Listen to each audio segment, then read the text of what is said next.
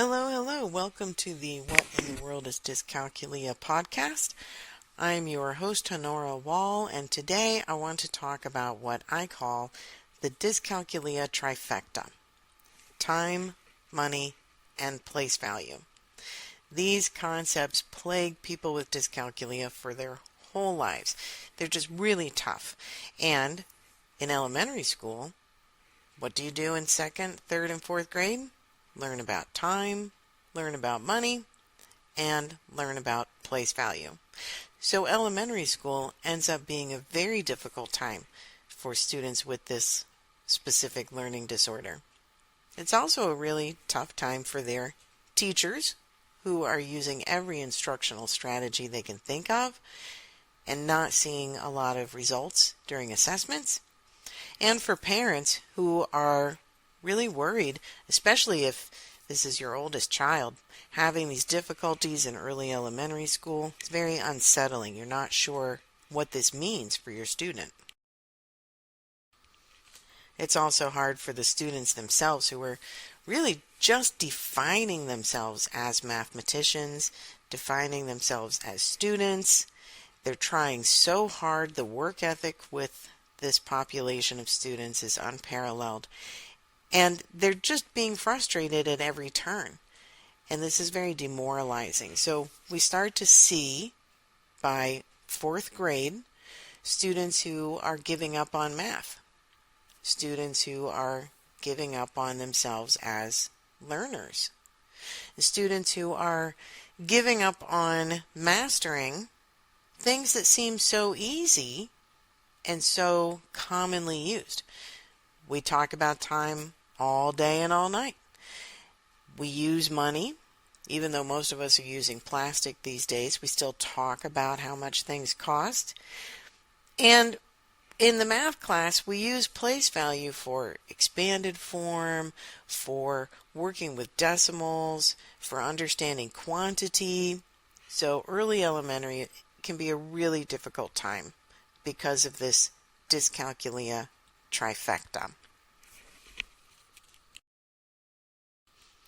Now, the funny thing is, once you break away from elementary school math, once you get into middle school math and certainly high school math, nobody's asking you to tell time on a clock. It's not a question that comes up at all. And no one is asking you to make change or to think about money. Even when we deal with percent of change problems, those are proportions. We usually use whole numbers. You may use decimals in some of your algebra or geometry questions, but most of the time we want students to focus on the concept. So we move away from decimals and fractions, and we save those for extension questions once the content has been mastered. So a lot of the topics that are holding back students in early elementary, in that kind of second, third, fourth grade levels, they go away.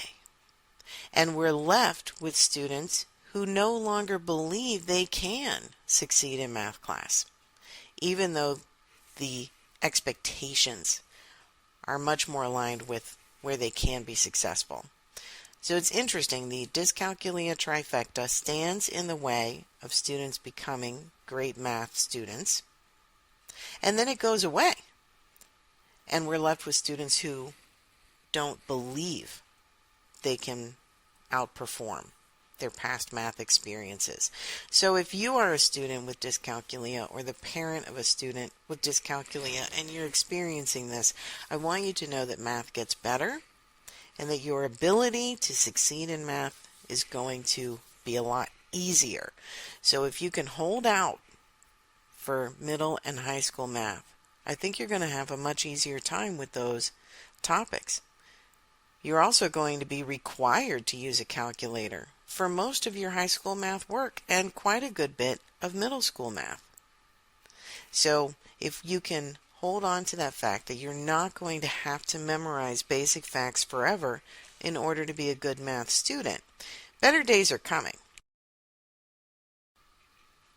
In a perfect world, I would love to see more teachers allow elementary students to either use a calculator and I'll talk about why that's important in other podcasts, or at least use a times tables list or a 1 to 100s chart to help support the adding and subtracting and working with decimals that comes up so much in money-related questions in particular. But let's take a minute and dive into the Dyscalculia Trifecta and talk about what's going on. Why is this such a problem for students with dyscalculia? So the first thing I want you to think about is the base unit. And for people listening who are not math teachers, we count in a base 10 system. We count with our fingers 1 through 10, and then we roll over into more than 10. But when we're telling time, there are 12 hours on a clock. So that's base 12. You get from 1 o'clock all the way around to 12 o'clock, midnight or noon, and then you start over again.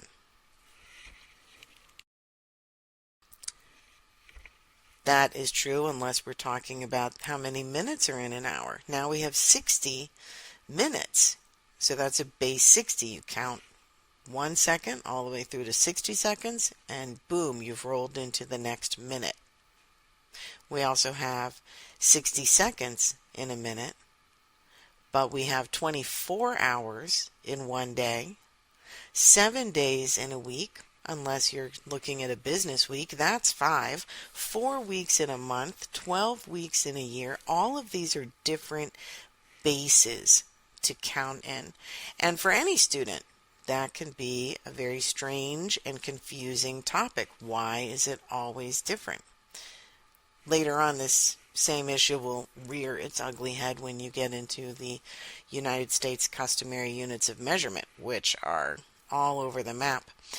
The metric system, while it seems more confusing when you first learn it, is very direct, and it doesn't change units the way U.S. customary measures do. We also have this change in units when we're looking at money. There's 1 cent in a penny, 5 cents in every nickel, 10 cents in a dime, 25 cents in a quarter, 100 cents in a dollar, 75 cents in 3 quarters. It's very confusing for students to keep track of these different units and to match them visually with what a quarter looks like versus what a dime looks like versus coding that vocabulary, spelling those words and sounding them out and knowing what image and what quantity they go with. And that coding piece is a big problem for students with dyscalculia. If you go to my website, educalclearning.com, you can see some of the different research studies this information comes from. Or feel free to reach out to me directly, honora@educalclearning.com, and I'm happy to share the research studies where this information comes from, because there's some great research out there for those of us who enjoy reading research studies. Okay, all of these different base units that we're talking about that flow through time and money, they all relate to place value. And that can be part of why place value is tricky for any student, but especially students with dyscalculia. They have to tag that place value concept with our base 10 system so that they can write numbers in ones, tens, hundreds, so that they can look at the ordinality of numbers, which digit is in the hundredths place, which digit is in the thousandths place when we get into decimals versus whole number place value. And then they also have to utilize this concept of changing units with all of these different aspects of mathematical topics, time and money, in addition to simply adding, subtracting, multiplying, and dividing. So we squish so much numeracy into second, third, and fourth grade. It's really a lot for students to try to master. Well, if that's the problem, then what is the solution? The easiest solution teachers, I strongly recommend that you try this out. Let me know if it does not work for you, but I guarantee that it will. Here's what I want you to do to help solve this problem. I want you to allow your students to use the right support tools while they're working. And what this means is that you want to have a place value chart up on the wall, have a small place value chart students can use at their desk, have a list with pictures of different types of money and their word form and the quantity that they represent, and let students use that while they're answering money-based questions. If they don't understand the concept, then the resource and reference sheet will never help them. If they understand the concept, but they're getting stuck on the base units, then the reference sheet is going to let them show you what they know about the concept, while reducing confusion over terminology. I want you to encourage your students to use pictures of clocks labeled with hour and minute hands and let them reference those, but make sure they reference those while they're doing their work about time. See if you can give them a clock where they can manipulate the hands, and that will help with elapsed time. Of course, that's a problem if you're working with older students, because so many of our materials are made for beginning learners, and older students do not want to use them. They're embarrassing. So you might try making some on your own, or at least getting the least elementary looking materials that you can so that your students will use them. And teachers, I would tell you, don't hand a reference sheet to your student and walk away. Show them how to use it. Make them show you that they're using it for a few problems. And if they're getting classwork and homework answers incorrect, make them use their resources to correct their work.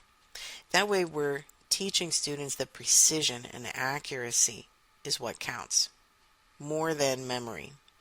Memory is a great parlor trick, and for students who have strong memory skills and who do not have dyscalculia, it helps them increase their speed and it helps them increase their confidence.